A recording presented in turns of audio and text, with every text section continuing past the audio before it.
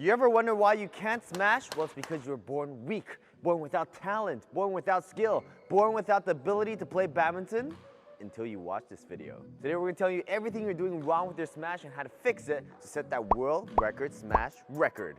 Yes, all of you. First thing you're doing wrong with your smash is going to start with your movement, and that's going to be in your stance and your movement backwards. Now, what a lot of you guys are doing wrong in your stance is that when you're starting, instead of starting on your toes, you guys are actually on your heels a lot. That means you're synced really into the ground. You're using a lot of your hamstrings to support your weight like you're doing a squat, and it's very hard for you to push off and have enough of that vertical movement to start getting you moving.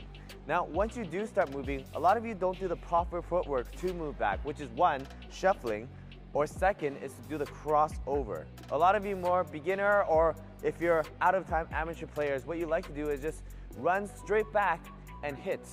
Now the problem with this is that you'll often be off balance and that you might even tangle your feet while moving. The right way to do stance and movement is you want to be standing staggered with your right foot in front if you're right-handed, and stay on your toes and feel the pressure on your toes, in your ankles, and around your quad areas. That way, you're super bouncy, you're ready to go and start moving. Now, once you start moving, you're gonna be doing the shuffle backwards.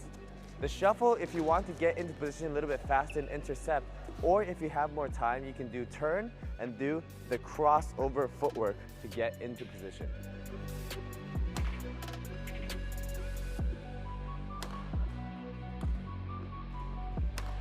The second thing that's ruining your badminton smash is going to be in your momentum. In badminton, when we're moving, we want to make sure once we've moved all the way to the back that our momentum is ready to head forwards. A lot of you guys, when you're moving, your momentum is still heading backwards as you hit. That way, when you're hitting forward, you have a combination of backward and forward momentum, reducing the speed of your shot.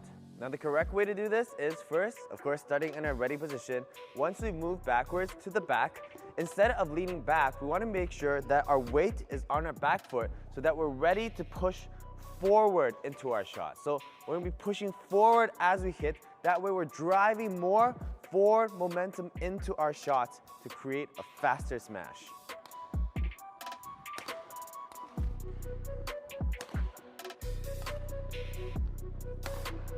Next, we're going to talk about how your swing is ruining your smash, particularly in the elbows. And you'll see this especially if you're a beginner or an amateur player. Now, how beginner or amateur players swing is when they're swinging, their elbow is oftentimes to the side rather than up to the ear. The problem with to the side is one, your contact point is all the way to the side. Second, your swing cannot finish because if your elbow is to the side, it can't come forward anymore and you're doing this momentum, meaning you're only using your wrists and pretty much only your wrist to hit, which is not good. You want to be generating the power from your whole body to go all the way through. The correct elbow placement is to come up and have your elbow close to the side of the ear. Why this is important is one, your contact point will be up and straight in front of you. If your elbow is to the side, your contact point will be beside you and oftentimes behind you, not giving you enough angle in your smash. So keep your elbow forward so your contact point is high and in front, and after this you can also follow through on your swing fully so that you can generate your whole body power into the shot.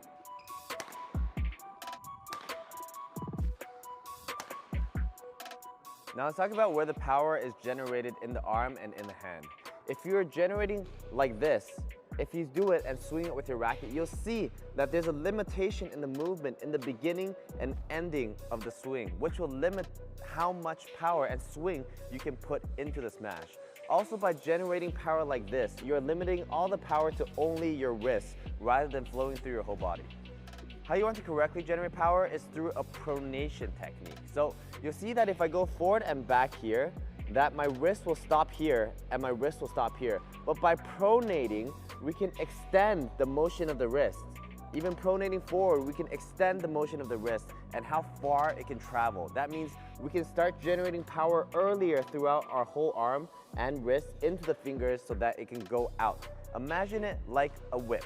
You're winding up this whip or rubber band so that you can, boom, release it at the last second.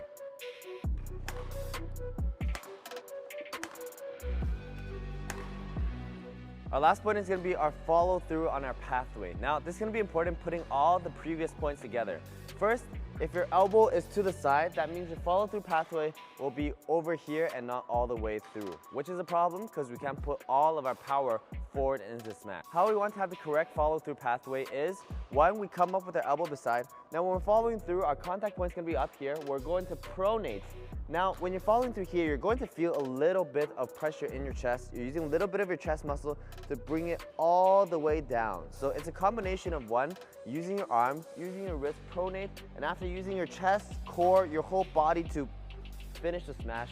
And that's what's gonna give you more control by following through and also give you more angle and help you bring it down.